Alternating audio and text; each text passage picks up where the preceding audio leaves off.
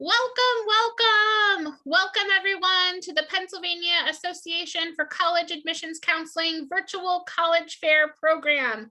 We have a great panel session for you this afternoon, but before I turn it over to them, I do have a couple of housekeeping items for you.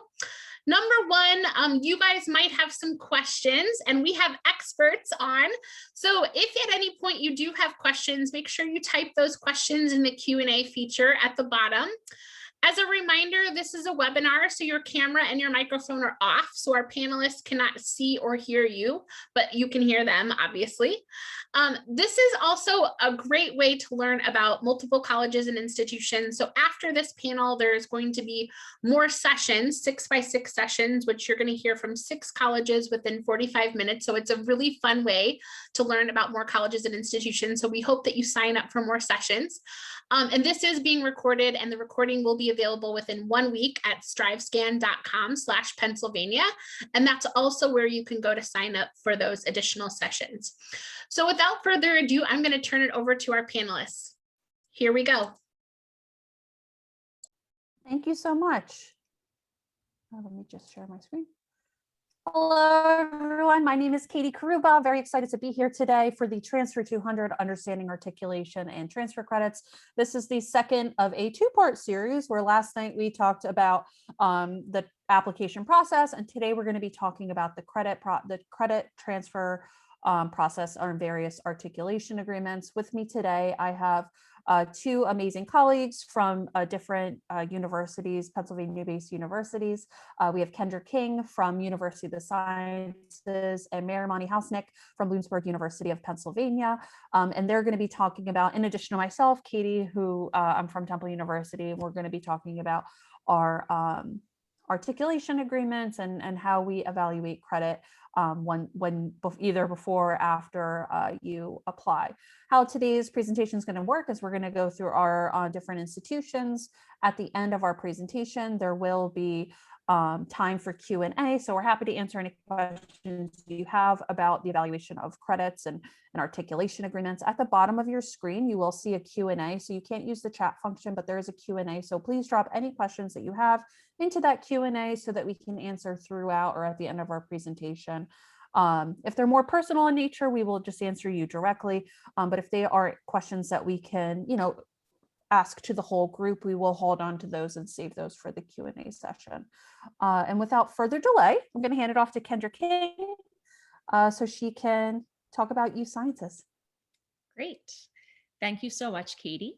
And thanks for the introduction. So again, my name is Kendra King, and I am representing University of the Sciences in Philadelphia. So for those of you who may not be familiar with our school, I'll just give you a little background. We are a private university in Philadelphia, Pennsylvania. We are located right next to University of Pennsylvania and Drexel University. So the 3 universities make up University City, which is a neighborhood in Philadelphia.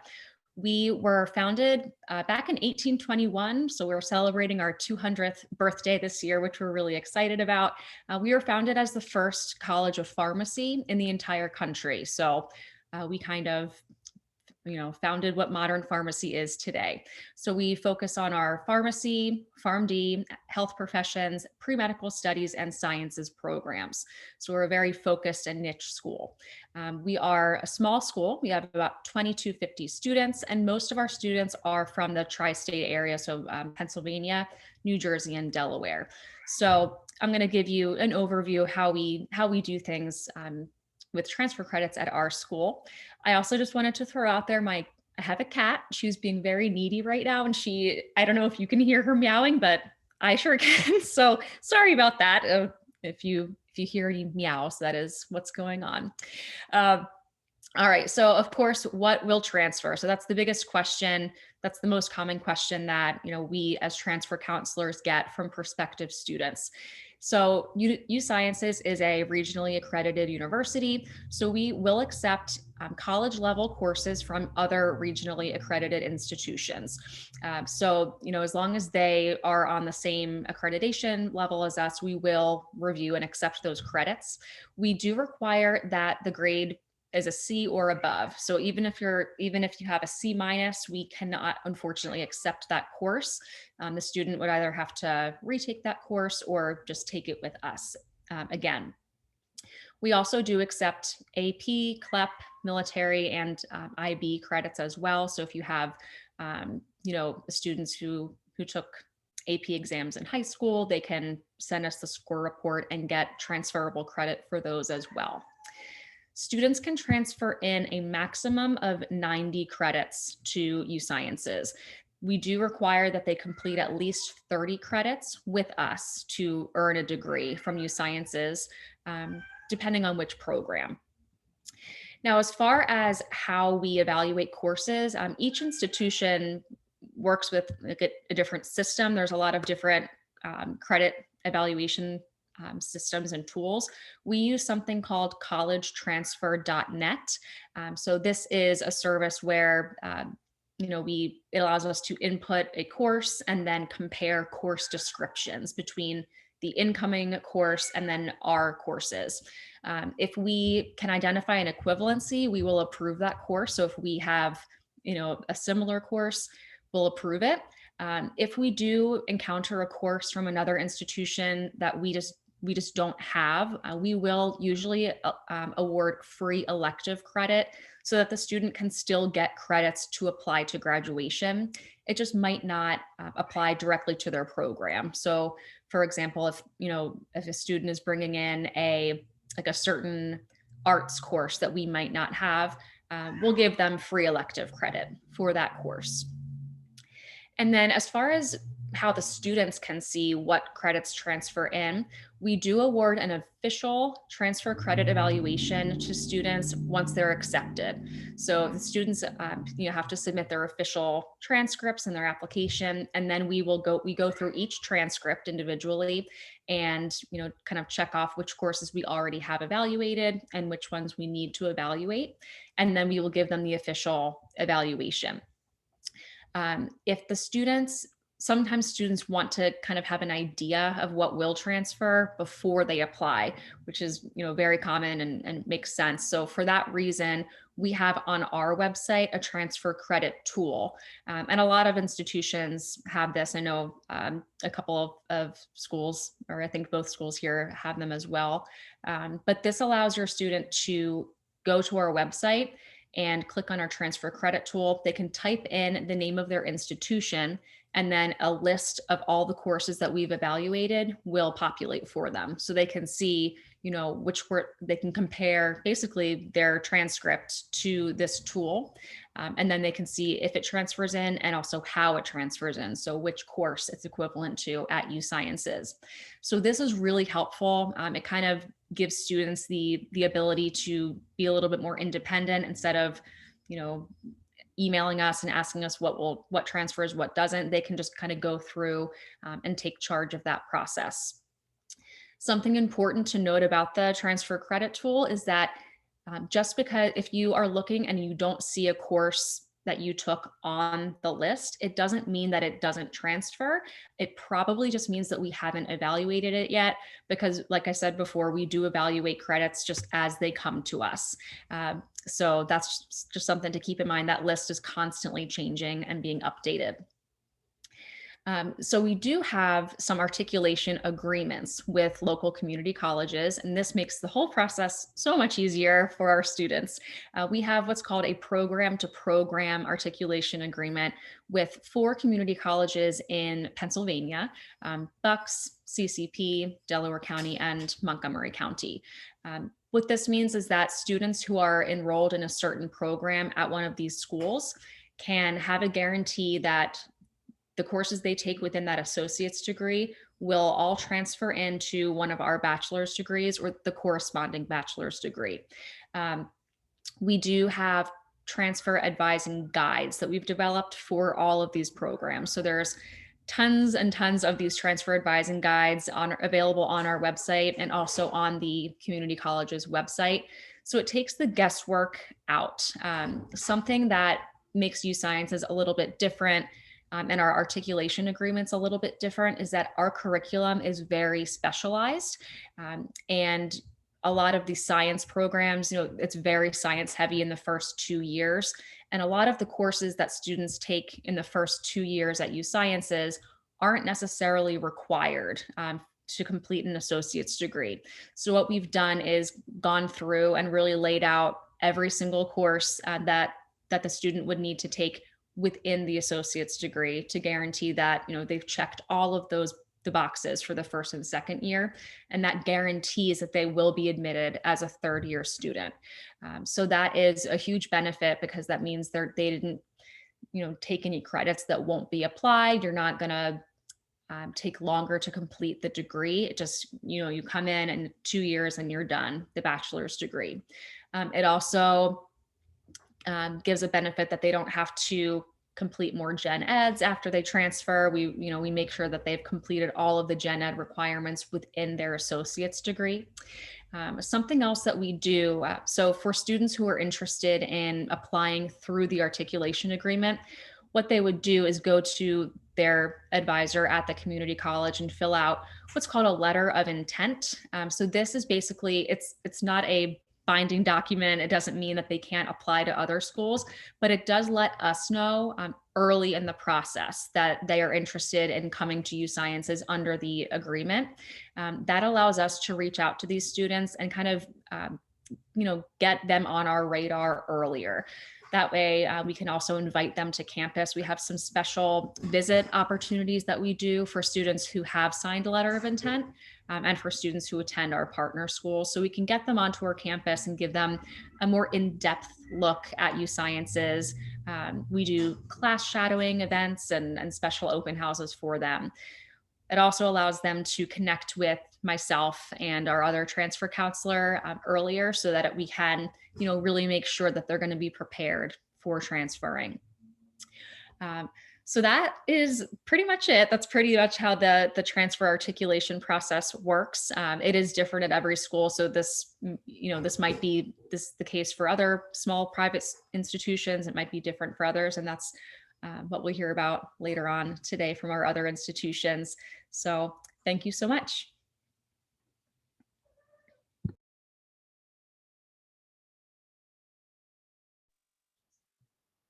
Thanks, Kendra and Katie. Hi, everyone. My name is Marimani Hausnick. I am an associate director with the admissions office at Bloomsburg University. I've been at Bloomsburg for 15 years now. I've been working with transfer students for quite some time.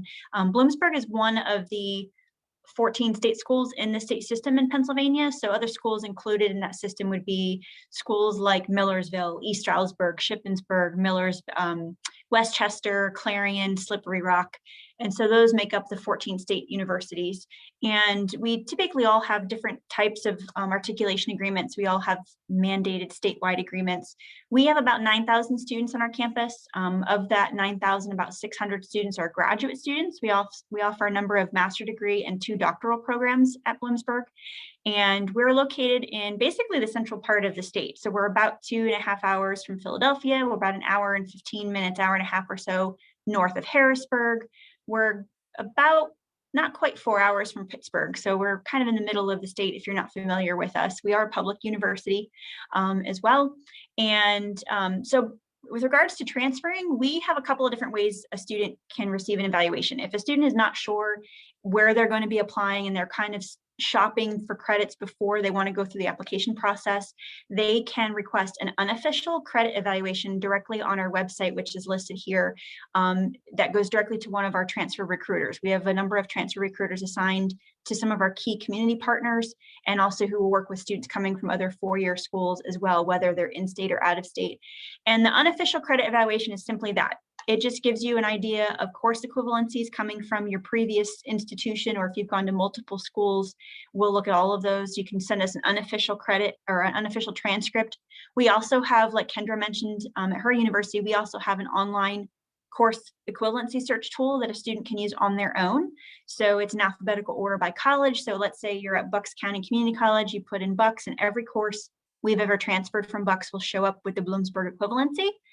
If a course is not listed, that doesn't mean it may not transfer. It just means we haven't evaluated it at that point. And so if we have a course coming in from a student that we haven't reviewed, we'll reach out to our academic department chairpersons to help us evaluate how that course should transfer to Bloomsburg. And then once a student goes through the application process, if they're admitted, we also send them a preliminary evaluation, credit evaluation with their acceptance packet as well. So there's 2 ways they can get an evaluation from us. Sometimes students want to know how many credits might come into certain majors. We always want students to make sure they're staying in touch with our faculty within each program. You know, credits might transfer in for a major differently in sociology than they would for education. So if a student is really torn between programs, it's always best for them to consult with faculty to determine maybe what the best pathway to graduation is for them if we don't have an articulation agreement in place for that particular major. At Bloomsburg, to earn our degree, 30 of the last 60 credits have to be taken here and 50% of the major taken at Bloomsburg. Or if someone's transferring from another PACAC university, then 50% of the major can be taken at the previous PACAC university and Bloomsburg, but at least 30 of the last 60 then have to be earned with us to earn the Bloomsburg degree. In terms of how we transfer credits, so traditionally, like Kendra mentioned at her institution, a C or better will transfer. However, with our articulation agreements and other PACAC universities, and if a student has earned an associate's degree at a Pennsylvania community college, we will transfer a D or better. Now, in some cases, if a student is coming into a program and let's say they earned a D in anatomy and physiology at their previous institution at a PA community college, we may transfer that credit in. However, Bloomsburg native students may be required to pass with a C. So in some cases, they might have to repeat a core class depending on the grade earned. But otherwise, we would potentially transfer in a D or better depending on the articulation, a PACAC university or PA community college earned associate degree. We also review prior credit like AP, CLEP exams, military, Dante exams, IB credit. We have a certain number of scores for those areas on our website listed, and we have to have official scores sent from those individual organizations for us to review those for potential credit. Katie, can you go to the next slide, please? And then with regards to our actual agreements, we have a couple of different types. So we do have dual admission agreements with several community college partners. If you go onto the transfer website at Bloomsburg, you can actually click on articulation agreements and all of our individual dual admission agreements will pop up. So for example, we have admission agreements with Bucks County Community College, Community College of Philadelphia, Delaware County Community College, Luzerne County Community College. We even have a couple with Penn College of Technology. So there are different types of dual agreements depending on the community college or four-year partner school. Traditionally, with dual admission agreements, you have to be coming into a parallel major, kind of like the program-to-program agreement. So for example, if you're interested in coming into early childhood, you have to earn the appropriate associate degree in early childhood at the community college to come into the parallel program as a junior at Bloomsburg. Students do have to complete a letter of intent, like Kendra mentioned at her institution. I think you'll find some of our processes are probably fairly similar at your partner institution. That then tells Bloomsburg that you are interested in being a dual admission student. And dual admission doesn't mean you're enrolled at both schools at the same time. So dual admission means you're going to finish your associate degree in the appropriate program at your partner school. You're going to be conditionally admitted at Bloomsburg as long as you pass the 2.0, you earn the appropriate associate degree, and then you apply to be officially admitted into the same program. And we also waive the application fee for all of our articulation students and transfer students as well. The benefit to a dual admission is that you're guaranteed admission then into that parallel major. You have less time to complete your bachelor's degree with us, which also may prepare you to step into graduate school faster. We do have a couple of accelerated options in biology, for example, where a student might be able to take some graduate courses as they're an undergrad. It just depends on the program. Same thing with accounting. And then also consideration for some of our transfer scholarships. And then we all of the state universities, the 14 state schools, have program to program statewide agreements with all of the PA community colleges. So what that means is, again, depending on major, you have to earn the appropriate associate degree at your community college, transferring into the parallel program at the four-year PACAC university to come in as a junior. And the patrack.org website is where you can find a list of the community colleges and the four-year partner schools and what majors. We don't all have the same majors per se, so it's not necessarily one major fits all at all 14 schools or at all community colleges. So you want to make sure you're checking those lists.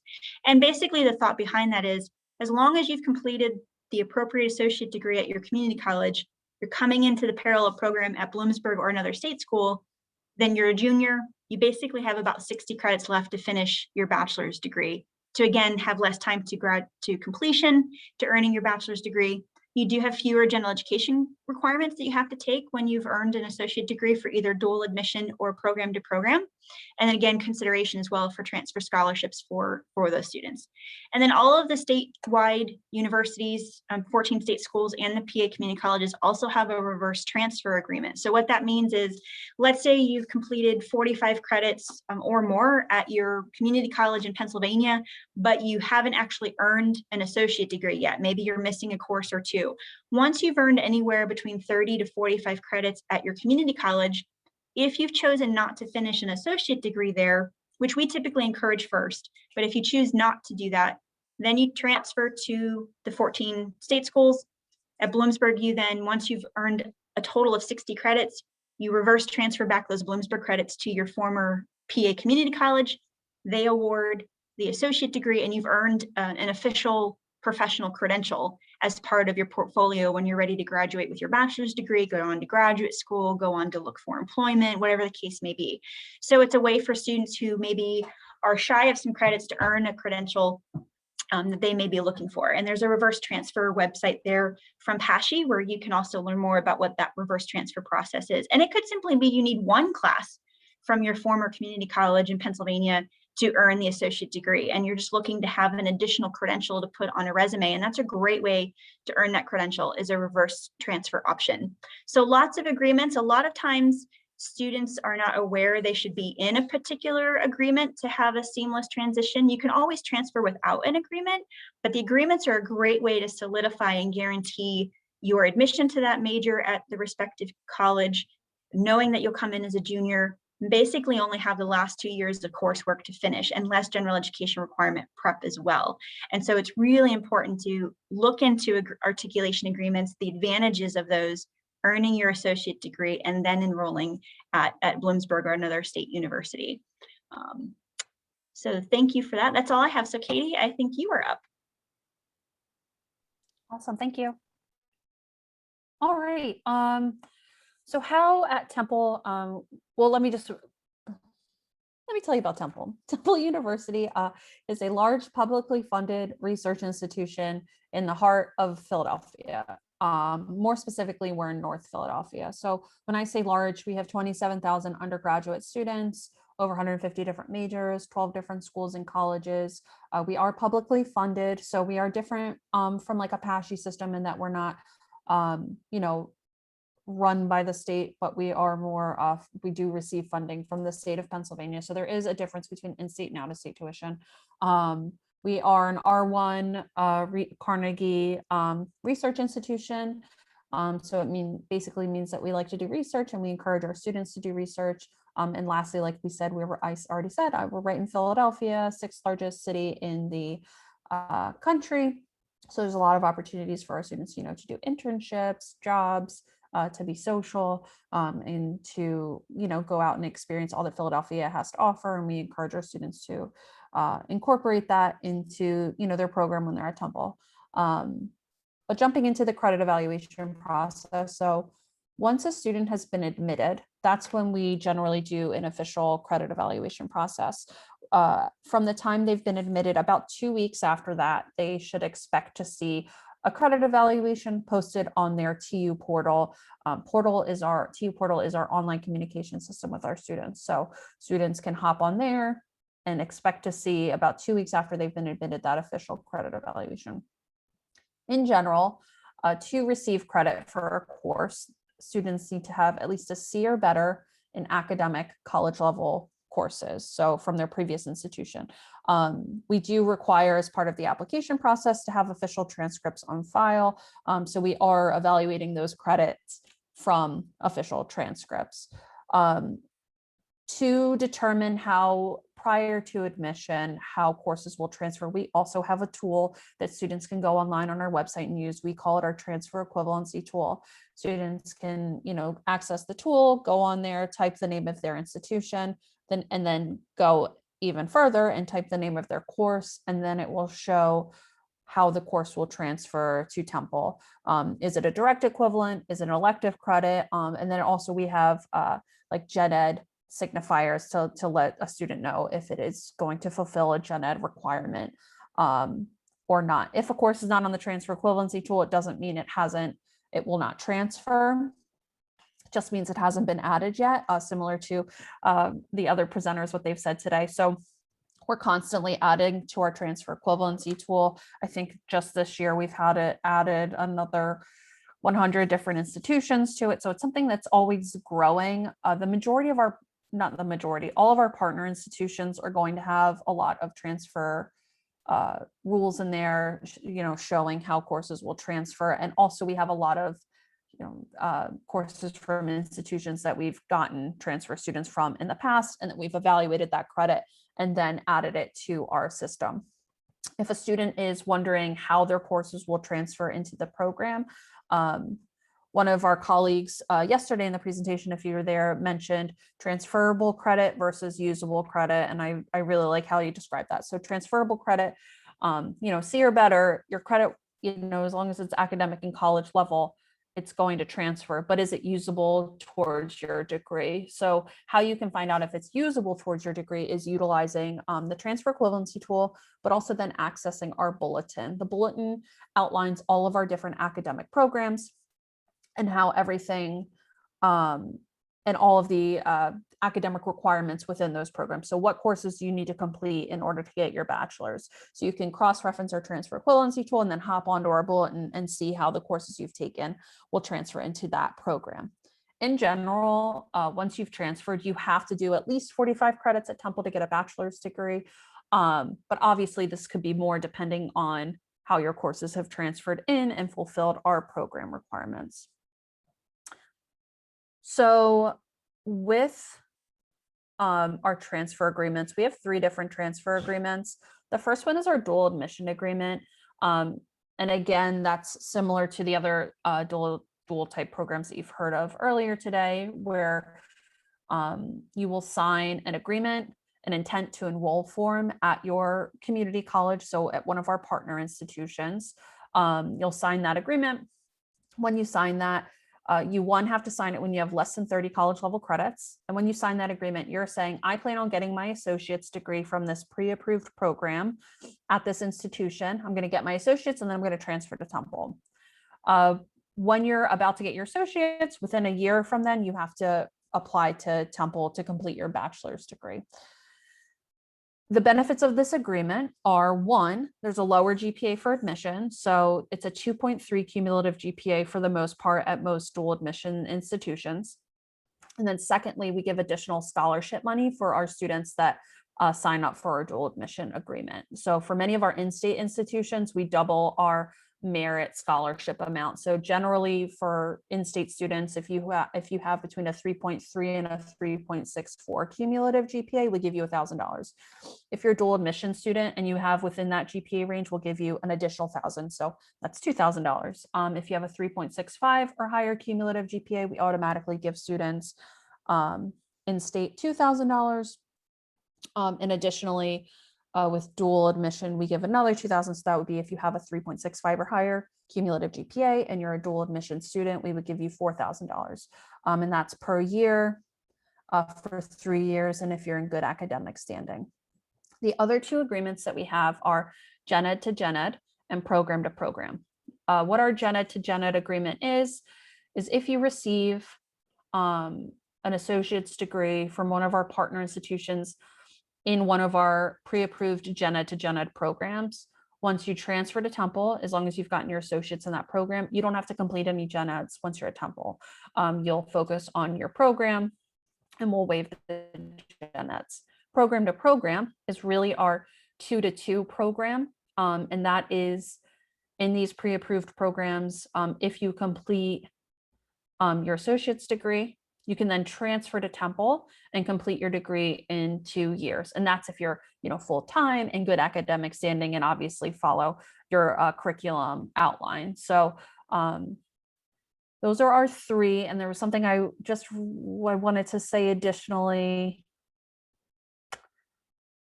it'll come to me. So those are our three different, agreements. You can see them all on our website. If you go to admissions.temple.edu, there's a transfer section where you can see our transfer equivalency tool, but you can also access all of the different agreements we have.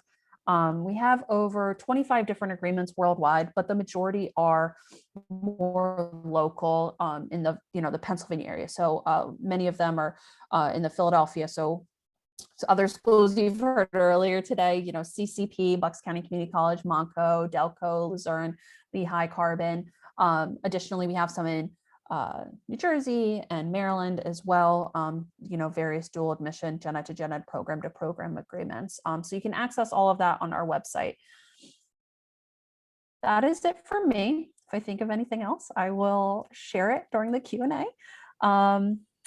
And so, yeah, let's bring us all back together. And if anybody has any questions, we're happy to answer them at this time. And does any of other panelists, Miramani and Kendra, do you have anything you want to add?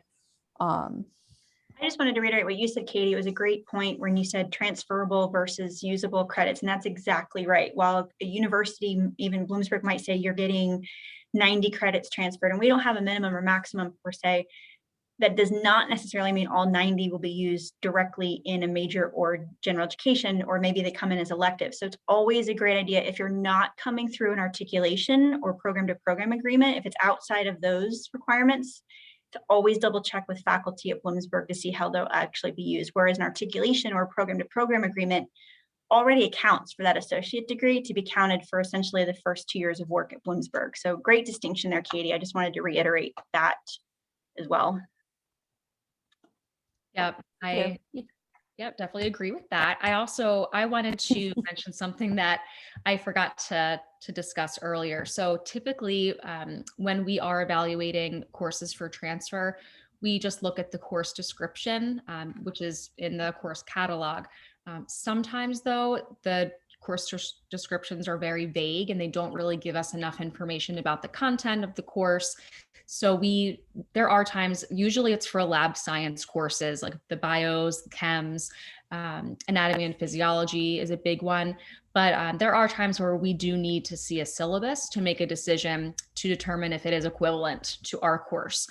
So just something to keep in mind for students to just hang on to your syllabi.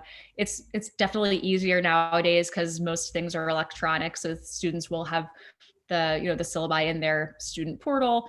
But that's definitely something that is common at our institution. I don't know about Temple or Bloomsburg, but usually with science courses. That's a great point too, and I'll reiterate the same, especially with some of our business programs, because our College of Business is accredited by the AACSB, which only 15% of colleges internationally are accredited. And so with some of our business courses, and particularly accounting, a lot of times they need to see syllabi if it's not in an articulation agreement for a business program, because they need to see more of the content and some of the sciences too for us, like Kendra said. So it's not uncommon for schools to ask for a syllabi. And also too, I don't know, Kendra and Katie can speak to this as well for their own schools, but students have every right to also appeal an evaluation, so that if we send an evaluation and a student is questioning, why a course came in a certain way or why it didn't come in a certain way, they have every right to advocate for themselves, to say, I'm asking for another review. And in many cases, we do need a little more information. Sometimes we have to reach out to an additional department, but we are always happy to have a discussion with the student to explain and or to have another review of that course. And so we're happy to do that. I don't know, Katie or Kendra, do you have an appeal or another review if a student's asking for a credit to be looked at again? Yeah, so how our process works is if something is in the transfer equivalency tool, that means it has been evaluated by our academic department. So we've added it, and it is what it is. That's how the course is going to transfer. If we do not have something in the transfer equivalency tool, that is a course that can definitely be given an additional evaluation. So we, in our office in admissions, we do that preliminary evaluation, and then the secondary evaluation, if you want to, prompt that to happen, that would happen with the advising unit. We have started a new process within the past few years in order to get more courses added to our transfer equivalency tool. if there is a course in the academic department you're applying to, so say you're applying to psychology and you've taken a course that we're not sure how to place it, we will put in there elective, and it'll say, instead of just elective, it'll say elective needs evaluation. And so that's kind of to prompt the student that we weren't able to, give you a direct equivalent or say that this is only elective or not. Like you can, request to have this evaluated further with the help of your advising unit once you meet with them the first time. And again, you're exactly right. You need a syllabus. We want to see what what book were you using? What was the content of the program? But we do also have, an additional process that you can get your courses reevaluated. Yeah, we don't have a formal process, but it's basically just like send an email requesting. Typically, it's just when students, if there's a course that is directly applied to the curriculum that didn't transfer, the student can definitely appeal that and ask for an additional review.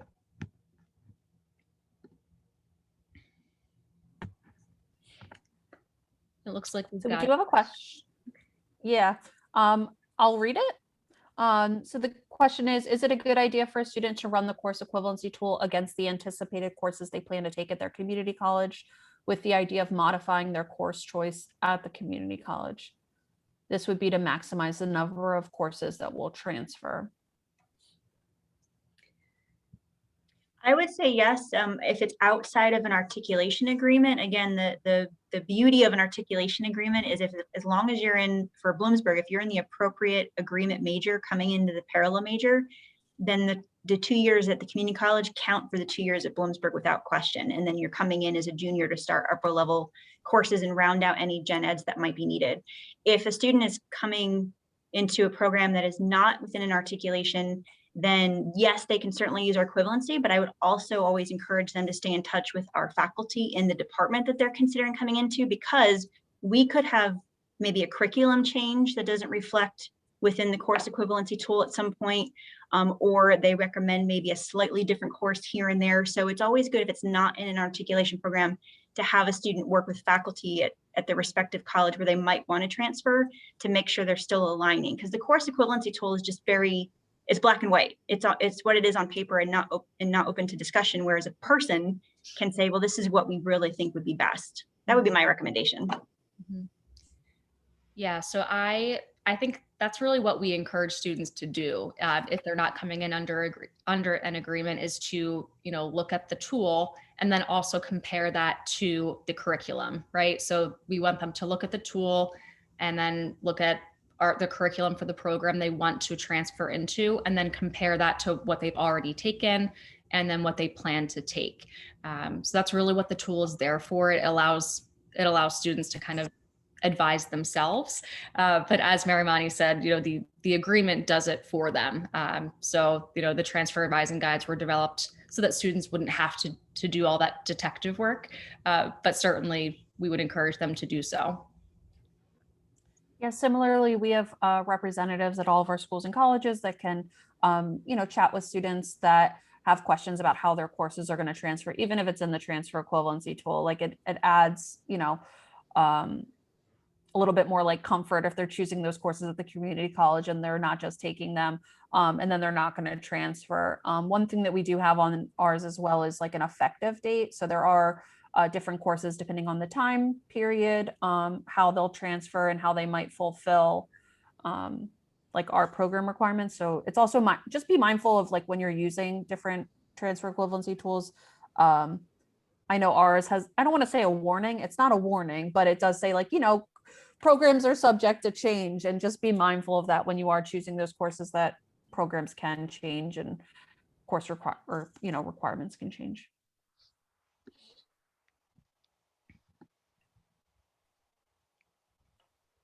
Any other questions that we have today? Do we want to loop around and give our advice for students? We'll Sure. go in this. Kendra, do you want to start? We'll go in the same order. Yeah, sure. So, and this is advice for prospective transfer students, really for any institution. The one thing I would say is, I know it's a little tricky right now, and it's been difficult over the past year, but I would certainly recommend visiting the institutions that you're considering, if you can. So that's really the best way to kind of get the feel for, where do you see yourself and where do you feel comfortable. We are starting to, open up and have some on-campus events again. So as long as, you and your student feels comfortable doing so, I would encourage them to do that. And also to reach out to the transfer counselor at the four-year institution, just to, even if it's just a quick phone call, just to chat about the admissions process. And they could even, review your unofficial transcript for you if you wanted, but just kind of get connected early, and that'll help you in the long run when you're making the decision on where to go. I would agree with Kendra. Definitely, if you're able to get to a campus to visit is key. Once COVID kind of continued, we were not able to do some of our specialized visitations like transfer days, so in person, but we do have in-person visits. It's just right now for the summer, it won't be specific to freshmen or transfers. We're doing everything in terms of just a general information session, but we do touch upon transfer information if we know we have transfer students that particular session. In the fall, our hope is that we'll be able to resume back to our kind of quote unquote normal transfer visit, where we also try to connect a student with a faculty member in person if we're able to do that. We do also are going to still continue some virtual visit options, just because some students, even if they want to physically come to campus, they just can't because they have other obligations back home with work, family, whatever the case may be. And so we recognize it's not always easy to pick up from class from where you're currently attending and then coming onto campus. So we're still going to continue virtual options for students as well. But definitely connecting with a transfer person at the college you're thinking of transferring to is really important to help you through the process and help make connections with the faculty on those campuses or advisors, or so that students don't feel like they are doing it on their own. Sometimes students think, I'm already at a college, so I know how things work, but you know how things work at your current institution.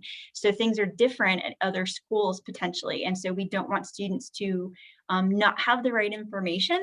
And we're definitely here. I mean, Bloomsburg, we have 3 transfer recruiters dedicated to transfer students, and they're all specifically assigned to our key community college partners, but they also work with any other transfer student coming in. So it's not just limited to our partners.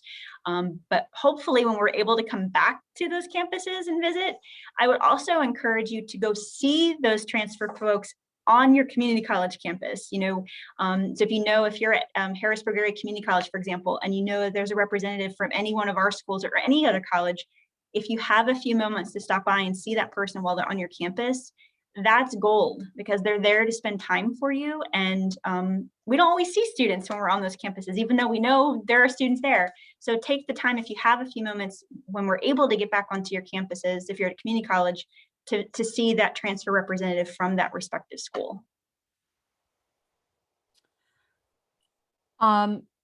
Visit. I agree. Definitely take advantage of visit programs. And I think my other advice would be, I know this is after the application process and wherever you choose to go to school, is to get involved. I think that coming in as a transfer, there's just there can be an added level of, difficulty in that, you're coming into a school where people have, been going to school there and maybe have their own cliques or friends. And so I actually transferred from a community college to Temple. And I, was like, I'm going to join so many clubs, I'm going to get a job on campus. And I really feel that the students that I've seen be the most successful and flourish and, stay engaged in their classes and stay engaged on campus are those students that are getting involved. So, if you have the time and it's possible, I definitely encourage you to get involved in different clubs, organizations, jobs on campus if you can.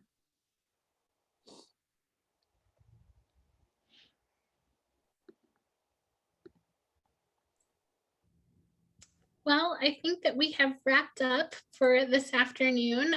Thank you all so much for joining us this evening. As you close out, there'll be a quick 4-question survey, so please provide us with some feedback. Again, this session was recorded and will be available within 1 week at strivescan.com/Pennsylvania.